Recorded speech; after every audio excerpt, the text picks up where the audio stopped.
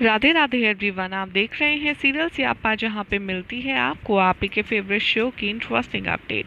आज रात के राधा कृष्ण के एपिसोड की शुरुआत में दिखाया जाएगा कि भार्गवी हाट में घूम रही होती है और वो अपनी सखियों से यही बात कर रही होती है कि आखिर मुझे ये पुष्प भेजे किसने हैं। और वो हाट के लगभग सभी व्यापारियों से, दुकानदारों से, छोटे बड़े सभी लोगों से पूछती है कि क्या ये आपके यहाँ से पुष्प खरीदे गए हैं, लेकिन उसको संतुष्टि भरा जवाब कहीं भी नहीं मिलता। फिर भार्गवी आगे चलती है और उसे रियलाइज़ होता है कि उसने चंदन तो खरीदा ही नहीं और वो वही लेने के लिए हाट में वापस मुड़ती है, जहाँ पर उसकी टक्कर राजकुमार वसुदेव से हो जाती है। इधर जो गोविंद राज हैं वो नटराज टेम्पल में वेट कर रहे होते हैं गोविंद राज श्रीनिवास का। और जैसे ही वो अंदर जाते हैं वो देखते हैं कि श्रीनिवास तो ऑलरेडी वहाँ पर मौजूद हैं और वो बड़े ही मन से प्रार्थना भी कर रहे हैं। ये देखकर गोविंद राज को क्रोध तो बहुत आता है, लेकिन वो श्रीनिवास से कहे बिना कुछ भी चले जाते हैं और श्रीनिवास उन्हें छेड़ते रहते हैं कि अरे मुझसे बात नहीं करेंगे, अरे डांटिए तो सही, कुछ तो कहिए, लेकिन वो एक नहीं सुनते। इधर जो हाट होता है वहाँ पर राजकुमारी की टक्कर हो जाती है भार्गवी के साथ और वो उनकी सुंदरता पर मोहित हो जाते हैं। यानी कि भार्गवी को देखकर वासुदेव अपना दिल खो बैठते हैं, जैसे कहते हैं हम आजकल लव एट फर्स्ट साइट।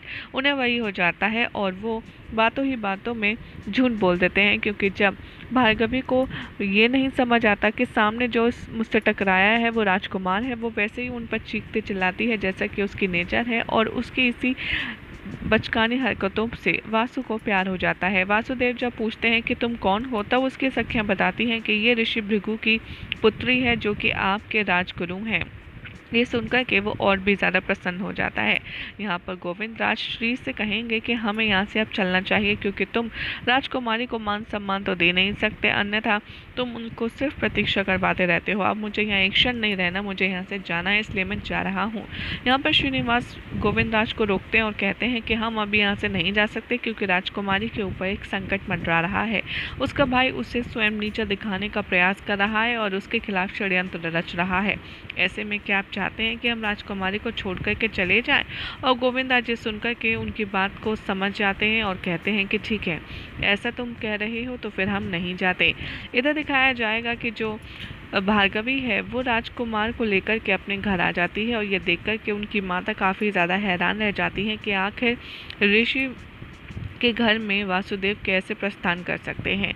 और भार्गवी को यहाँ पर इम्प्रेस करने के चक्कर में वासुदेव सीधा ऋषि भृगु के चरणों में गिर जाता है और अपनी की गई सारी गलतियों से माफ़ी मांगने की बात करता है। और इधर जैसे ही वो श्रीनिवास को देखेगा उसे कुछ समझ नहीं आएगा और काफ़ी ज़्यादा हैरान रह जाएगा कि आखिर ये यहाँ क्या कर रहा है। तभी ऋषि भृगु से बताएंगे कि दरअसल श्री नृत्य सिखा रहा है भार्गवी को और ये पाक कला में भी बहुत उत्तीर्ण है, इसलिए वो उसे ये भी सिखाएगा। और यहाँ पर श्रीनिवास खाना बनाने के लिए अपने कक्ष में चले जाते हैं और पीछे पीछे भार्गवी भी जाती है और उनको बेहद खुशी से बताती है कि मुझे पता चल गया है कि मुझे वो पुष्प किसने भेजे थे। श्रीनिवास भी खुश होते हैं, वो उन्हें लगता है कि अब शायद भार्गवी उनका नाम लेगी, लेकिन जैसे ही भार्गवी वासुदेव का नाम लेती है श्री को बहुत ज़्यादा हर्ट होता है और वो समझ जाते हैं कि ये तो मौके पर चौका मारने वाली बात हो गई है, क्योंकि पुष्प तो भेजे थे श्री ने और सारा क्रेडिट ले गया वासु।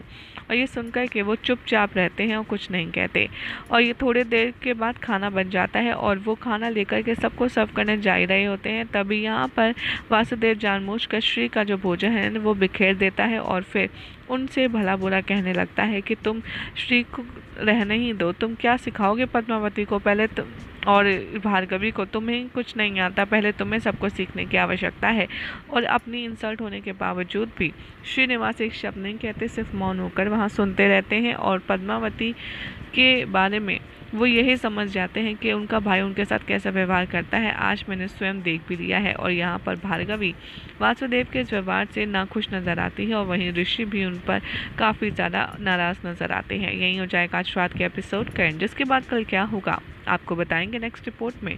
पहले ऐसी मज़ेदार अपडेट्स के लिए चैनल को सब्सक्राइब करें, वीडियो को लाइक शेयर करना ना भूलें।